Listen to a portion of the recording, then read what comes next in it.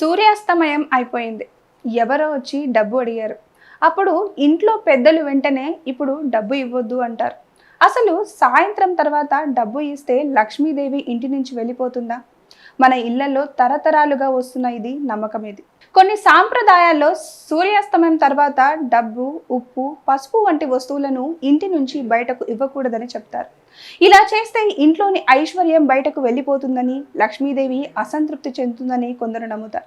కానీ సూర్యాస్తమయం తర్వాత డబ్బు ఇస్తే తప్పకుండా దురదృష్టం వస్తుందని శాస్త్రీయ ఆధారం లేదు. అయితే పూర్వకాలంలో ఈ ఆచారం వెనుక ఒక ఆచరణాత్మక కారణం ఉండి ఉండొచ్చు. అప్పట్లో రాత్రి వేళ బయటకు వెళ్ళడం అంత సురక్షితం కాదు. డబ్బు, లెక్కలు, అప్పులు, లావాదేవీలు కూడా పగటిపూటే పూర్తి చేయడం సౌకర్యంగా ఉండేది. అందుకే రాత్రి తర్వాత ఆర్థిక లావాదేవీలు చేయకూడదు అనే అలవాటు క్రమంగా ఒక సాంప్రదాయంగా మారి ఉండవచ్చు. కానీ ఒక విషయం మాత్రం గుర్తుంచుకోండి, ఎవరైనా అత్యవసరంగా సహాయం అడిగితే సూర్యుడు అస్తమించాడు కాబట్టి ఇవ్వను అని మానవత్వాన్ని మర్చిపోవడం ధర్మం కాదు. ఆకలితో ఉన్నవారికి సహాయం చేయడం, అవసరంలో ఉన్నవారికి అండగా ఉండడం, అదే నిజమైన సంపద.